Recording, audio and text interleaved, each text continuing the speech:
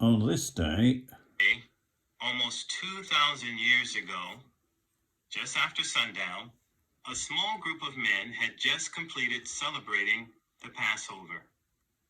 According to the Jewish calendar, the date was Nisan 1433 CE. Now, there was nothing unusual about their purpose in being there. The Passover had been observed since the year 1513 BCE, in remembrance of the nation of Israel's deliverance from Egyptian bondage. However, something different was about to happen. Something different that would change this occasion. It would mark this day in a way that would make it very special, not just for those gathered there, but for generations to come. And it is of little wonder, for the host was God's own Son, Jesus Christ. You see, Jesus knew that he would soon give his life as a perfect sacrifice, a corresponding ransom for all humankind, in order to rescue us from sin and death.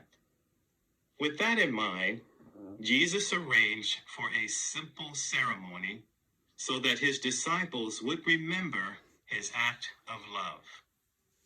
This simple ceremony later came to be referred to by Christians as the Lord's evening meal. We can read about what took place as it's recorded for us at Luke chapter 22, verses 19 and 20. I invite you to find that in your Bibles. Luke chapter 22, verses 19 and 20. There it reads, "Also he took a loaf, gave thanks, broke it, and gave it to them, saying, 'This means my body, which is to be given in your behalf. Keep doing this in remembrance of me.' Also he did the same with the cup after they had the evening meal, saying, 'This cup means the new covenant by virtue of my blood, which is to be poured out in your behalf.'"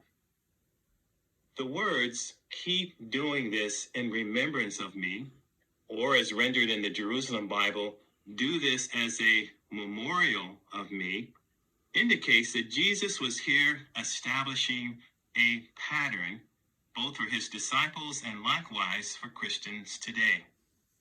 Since the Passover was an annual event, likewise, the observance of the memorial would be the same. Since this simple ceremony was established on the same day that Jesus would give his life in our behalf, the focus would be on his death and its meaning for us. It would be a time for reflecting on Jehovah's goodness and reflecting on our personal relationship with him. It would be a time to deepen our appreciation for what Jehovah and his Son Jesus Christ have done for us by providing a ransom. These are the reasons, among others, that we are here this evening. In obedience to Jesus' command, millions around the world were gathered to observe the Lord's evening meal. Even in countries where our work is banned or the work is restricted, due to their appreciation, persons will risk their personal freedom in obedience to Jesus' command. To enhance our understanding of this occasion and to heighten our appreciation, we're going to use God's inspired word, the Bible, to briefly answer the following 4 questions. Number 1, how does Jesus' death open the way to everlasting life? Secondly, who benefit from Jesus' sacrifice? And third, during the ceremony, who should partake of the emblems, the bread and the wine? And finally, in addition to showing our appreciation by being here tonight, what else can we do to show that we have an active appreciation? If you give attention to your screens, you will note the instructions for you to do this.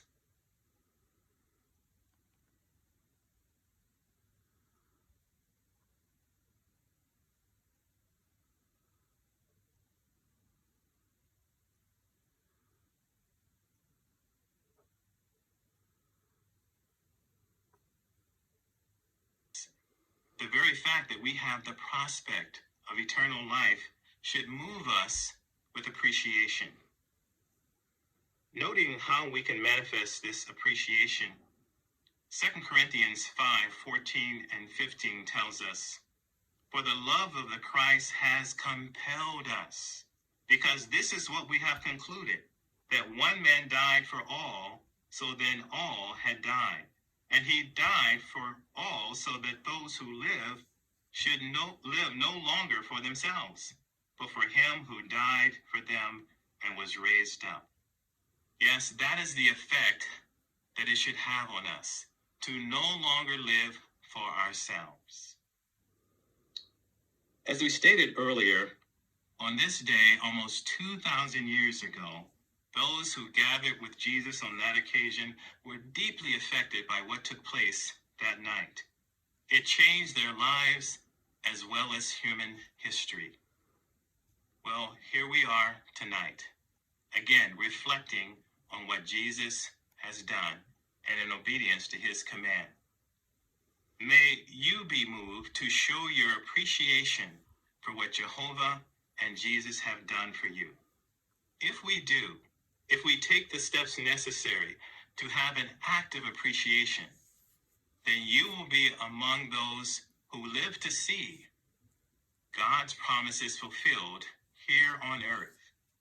And you will be among those who can continue to worship Jehovah as part of his universal